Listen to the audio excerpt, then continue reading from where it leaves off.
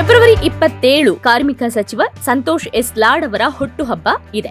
ಈ ಹುಟ್ಟುಹಬ್ಬದ ಪ್ರಯುಕ್ತ ಹಲವು ಸಮಾಜಮುಖಿ ಕಾರ್ಯಕ್ರಮಗಳನ್ನು ಹಮ್ಮಿಕೊಳ್ಳಲಾಗಿದೆ. ಕಾರ್ಮಿಕ ಇಲಾಖೆ ಹಾಗೂ ರಾಜ್ಯದ ವಿವಿಧ ಕೈಗಾರಿಕೆಗಳು, ಸಂಸ್ಥೆಗಳು ಸಂಯುಕ್ತಾಶ್ರಯದಲ್ಲಿ ಇದೇ 27ರಂದು 11 ಗಂಟೆಗೆ ಬೆಂಗಳೂರಿನ ಅರಮನೆ ಮೈದಾನದ ಗಾಯತ್ರಿ ವಿಹಾರ್ ಗಾಯತ್ರಿ ಗ್ರ್ಯಾಂಡ್ ನಲ್ಲಿ ವಿಶೇಷ ಚೇತನರಿಗೆ ಮೋಟಾರು ಚಾಲಿತ ತ್ರಿಚಕ್ರ ವಾಹನಗಳ ವಿತರಣಾ ಕಾರ್ಯಕ್ರಮವನ್ನ ಆಯೋಜನೆ ಮಾಡಲಾಗಿದೆ. ಕಾರ್ಯಕ್ರಮವನ್ನ ಮುಖ್ಯಮಂತ್ರಿಗಳಾದ ಸಿದ್ದರಾಮಯ್ಯ ಅವರು ಉದ್ಘಾಟನೆ ಮಾಡಲಿದ್ದಾರೆ. ಉಪಮುಖ್ಯಮಂತ್ರಿಗಳಾದ ಡಿಕೆ ಶಿವಕುಮಾರ್ ಹಾಗೂ ಕಾರ್ಮಿಕ ಸಚಿವ ಹಾಗೂ ಧಾರವಾಡ ಜಿಲ್ಲಾ ಉಸ್ತುವಾರಿ ಸಚಿವರಾದ ಸಂತೋಷ್ ಎಸ್ ಲಾಡ್ ಅವರು ಕೂಡ ಅಲ್ಲಿಯೇ ಇರಲಿದ್ದಾರೆ. ಮಲ್ಲೇಶ್ವರ ಕ್ಷೇತ್ರದ ಶಾಸಕರಾದ ಸಿಎನ್ ಅಶ್ವಥ್ ನಾರಾಯಣ ಅವರು ಅಧ್ಯಕ್ಷತೆಯನ್ನು ವಹಿಸಲಿದ್ದಾರೆ. ಶಿವಮೊಗ್ಗ ನಿಟ್ಟೂರಿನ ಶ್ರೀ ನಾರಾಯಣ ಗುರು ಮಹಾಸಂಸ್ಥಾನದ ಜಗದ್ಗುರು ಶ್ರೀ ರೇಣುಕಾನಂದ ಸ್ವಾಮೀಜಿ ಅವರು ದಿವ್ಯ ಸಾನ್ನಿಧ್ಯವನ್ನ ವಹಿಸಲಿದ್ದಾರೆ. ಇನ್ನು ಈ ಕಾರ್ಯಕ್ರಮದಲ್ಲಿ ರಾಜ್ಯದ ವಿವಿಧ ಕೈಗಾರಿಕೆಗಳು, ಸಂಸ್ಥೆಗಳು ನೀಡಿರುವ 1400 ಮೋಟಾರು ಚಾಲಿತ ತ್ರಿಚಕ್ರ ವಾಹನಗಳನ್ನ ವಿಶೇಷ ಚೇತನರಿಗೆ ವಿತರಣೆ ಮಾಡಲಾಗ್ತಾ ಇದೆ. ಇನ್ನು ಇವರ ಹುಟ್ಟುಹಬ್ಬದ ಪ್ರಯುಕ್ತ ಒಂದಷ್ಟು ವಿಚಾರಗಳನ್ನ ಸಂತೋಷ್ ಲಾಡ್ ಅವರ ಬಗ್ಗೆ ಹೇಳೋದಾದ್ರೆ, ಏನು ಈ 2.5 ವರ್ಷದ ಸರ್ಕಾರದಲ್ಲಿ ಯಾವೆಲ್ಲ ಸಾಧನೆಗಳನ್ನ ಮಾಡಿದ್ದಾರೆ, ಕಾರ್ಮಿಕರಿಗಾಗಿ ಏನೆಲ್ಲ ಯೋಜನೆಗಳನ್ನ ತಂದಿದ್ದಾರೆ, ಹಾಗೆ ಮುಂದಕ್ಕೆ ಇನ್ನ ಯಾವೆಲ್ಲ ಯೋಜನೆಗಳನ್ನ ತರಬಹುದು ಎಂಬ ಮಾಹಿತಿ ಇಲ್ಲಿದೆ.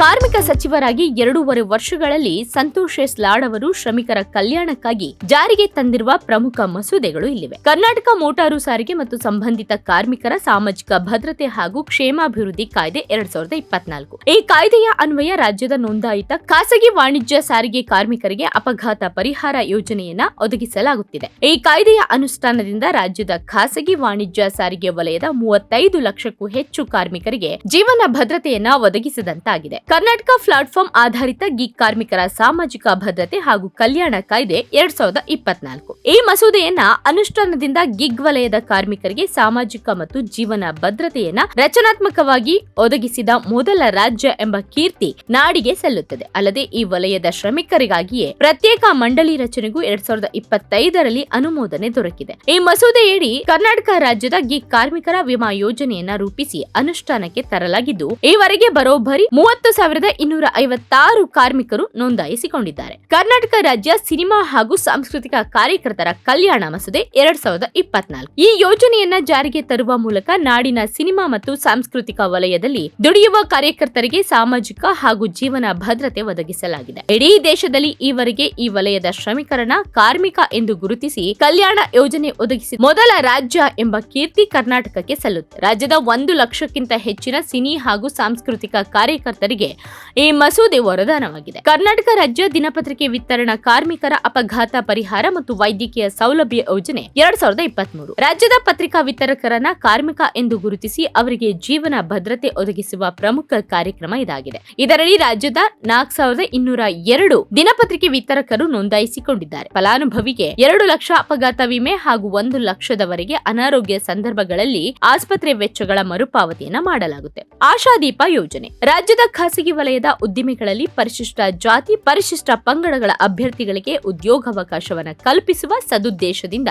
ಈ ಯೋಜನೆಯನ್ನ ಜಾರಿಗೆ ತರಲಾಗಿದೆ. ಈವರೆಗೆ ಒಟ್ಟು 5,733 ಫಲಾನುಭವಿಗಳು ಈ ಸೌಲಭ್ಯವನ್ನ ಪಡೆದುಕೊಂಡಿದ್ದಾರೆ. ಕರ್ನಾಟಕ ಕಡ್ಡಾಯ ಉಪಧನ ಕಾಯ್ದೆ ದೇಶದಲ್ಲಿ ಗ್ರಾಚ್ಯುಟಿ ನಿಯಮಗಳು ಜಾರಿಯಲ್ಲಿದ್ರೂ ಸಹ ಅದು ಯಾವ ರಾಜ್ಯದಲ್ಲೂ ಕಡ್ಡಾಯವಾಗಿ ಪಾಲನೆಯಾಗ್ತಾ ಇರಲಿಲ್ಲ. ಉಪಧನಕ್ಕೆ ಅರ್ಹರಿಲ್ಲದವರಿಗೂ ಅದರ ಅನುಕೂಲ ಸಿಗಬೇಕೆಂದು ಈ ಕಾಯ್ದೆಯನ್ನ ಕಡ್ಡಾಯವಾಗಿ ಕರ್ನಾಟಕದಲ್ಲಿ ಜಾರಿಗೆ ತರಲಾಗಿದೆ. ಇದರಿಂದ ರಾಜ್ಯದ 65 ಲಕ್ಷಕ್ಕೂ ಅಧಿಕ ಕಾರ್ಮಿಕರು ಹಾಗೂ ಉದ್ಯೋಗಿಗಳಿಗೆ ಪ್ರಯೋಜನ ಸಿಗ್ತಾ ಇದೆ. ಕಾರ್ಮಿಕ ಸಚಿವರಾದ ಸಂತೋಷ್ ಲಾಡ್ ಅವರು ನಾಡಿನ ಶ್ರಮಿಕರ ಕಲ್ಯಾಣಕ್ಕಾಗಿ ಇಷ್ಟು ವರ್ಷ ಏನು 2.5 ವರ್ಷದ ಸರ್ಕಾರದಲ್ಲಿ ಅವರು ಕಾರ್ಮಿಕ ಸಚಿವರಾಗಿ ತಂದಿರುವಂತಹ ಯೋಜನೆಗಳಾಗಿವೆ. ಇನ್ನುಳಿದಂತಹ 2.5 ವರ್ಷಗಳ ಕಾಲ ಯಾವ ಯೋಜನೆಯನ್ನ ಕಾರ್ಮಿಕರಿಗಾಗಿ ತರಬೇಕು ಅನ್ನೋದನ್ನ ಅವರು ಹಾಕೊಂಡಿದ್ದಾರೆ ಯೋಜನೆಗಳು ಎಂಬ ಮಾಹಿತಿ ಕೂಡ ಇಲ್ಲಿದೆ. ಕರ್ನಾಟಕ ಉದ್ಯೋಗ ಮತ್ತು ಶೈಕ್ಷಣಿಕ ಕ್ಷೇತ್ರದಲ್ಲಿ ವಿಕಲಚೇತನರ ಹಕ್ಕುಗಳ ಮಸೂದೆ 2025. ಕರ್ನಾಟಕ ರಾಜ್ಯದಲ್ಲಿ ವಿಕಲಚೇತನರಿಗೆ ಖಾಸಗಿ ಉದ್ಯೋಗ ಕ್ಷೇತ್ರ ಮತ್ತು ಶಿಕ್ಷಣದಲ್ಲಿ ಮೀಸಲಾತಿ ಒದಗಿಸಲು ಮಸೂದೆ ತರಲು ಯೋಜಿಸಲಾಗಿದೆ. ವಿಕಲಚೇತನರ ಹಕ್ಕುಗಳ ಕಾಯ್ದೆ 2016ರ ಪರಿಣಾಮಕಾರಿ ಅನುಷ್ಠಾನಕ್ಕೆ ಕ್ರಮ ಕೈಗೊಳ್ಳಲಾಗ್ತಾ ಇದೆ. ವಿಕಲಚೇತನರಿಗೆ ಖಾಸಗಿ ಕ್ಷೇತ್ರದ ಉದ್ಯೋಗದಲ್ಲಿ 5% ಮತ್ತು ಶಿಕ್ಷಣದಲ್ಲಿ 10% ಮೀಸಲಾತಿ ಕಲ್ಪಿಸಲು ಮಸೂದೆಯನ್ನ ರೂಪಿಸಲಾಗ್ತಾ ಇದೆ. ಕರ್ನಾಟಕ ಮನೆ ಕೆಲಸ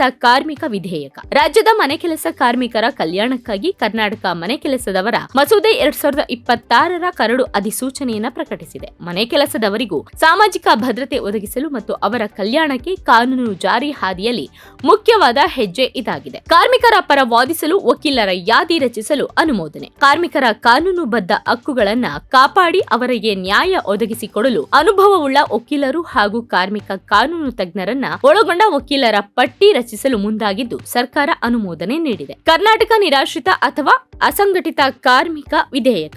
ರಾಜ್ಯದಲ್ಲಿನ ನಿರಾಶ್ರಿತ ವಿಧವಾ ಅಸಂಘಟಿತ ಕಾರ್ಮಿಕರಿಗೆ ಹಕ್ಕು ಆಧಾರಿತ ಸಾಮಾಜಿಕ ಭದ್ರತೆ ಮತ್ತು ಕ್ಷೇಮಾಭಿವೃದ್ಧಿ ಒದಗಿಸಲು ಈ ಮಸೂದೆ ರೂಪಿಸಲಾಗಿದೆ. ಇದರಡಿ ಕರ್ನಾಟಕ ನಿರಾಶ್ರಿತ ವಿಧವಾ ಅಸಂಘಟಿತ ಕಾರ್ಮಿಕರ ಸಾಮಾಜಿಕ ಭದ್ರತೆ ಮತ್ತು ಕಲ್ಯಾಣ ಮಂಡಳಿ ಸ್ಥಾಪಿಸಲಾಗುವುದು. ನಿಗದಿತ ಮಾದರಿಯಲ್ಲಿ ಫಲಾನುಭವಿಗಳಾಗಿ ನೋಂದಾಯಿಸಿ ಗುರುತಿನ ಚೀಟಿಯನ್ನ ನೀಡಲಾಗುವುದು. ಪೆಟ್ರೋಲಿಯಂ ಉತ್ಪನ್ನಗಳ ಮೇಲೆ ಸೆಸ್ ಸಂಗ್ರಹಕ್ಕೆ ಪ್ರಸ್ತಾವನೆ. ಎಲ್ಲಾ ವರ್ಗಗಳ ಅಸಂಘಟಿತ ಕಾರ್ಮಿಕರ ಶ್ರೇಯೋಭಿವೃದ್ಧಿಗೆ ಸಾಮಾಜಿಕ ಭದ್ರತಾ ಯೋಜನೆಯನ್ನ ಜಾರಿಗೊಳಿಸಲು ಹೆಚ್ಚಿನ ಅನುದಾನದ ಅಗತ್ಯವಿದೆ. ಇದರಿಂದಾಗಿ ಬೇಕಾದ ಅನುದಾನವನ್ನ ಪೆಟ್ರೋಲ್, ಡೀಸೆಲ್ ಹಾಗೂ ಇಥಾನಾಲ್ ನಂತಹ ಪೆಟ್ರೋಲಿಯಂ ಉತ್ಪನ್ನಗಳ ಮೇಲೆ ಹೆಚ್ಚುವರಿ ತೆರಿಗೆಯಿಂದ ಅನುದಾನವನ್ನ ಕ್ರೋಢೀಕರಿಸಲು ಉದ್ದೇಶಿಸಲಾಗಿದೆ. ಈ ಹೆಚ್ಚುವರಿ ತೆರಿಗೆಯ ಹಣದಿಂದ ಅಸಂಘಟಿತ ಕಾರ್ಮಿಕರ ಕಲ್ಯಾಣ ನಿಧಿಯನ್ನ ಸ್ಥಾಪಿಸಲಾಗುವುದು.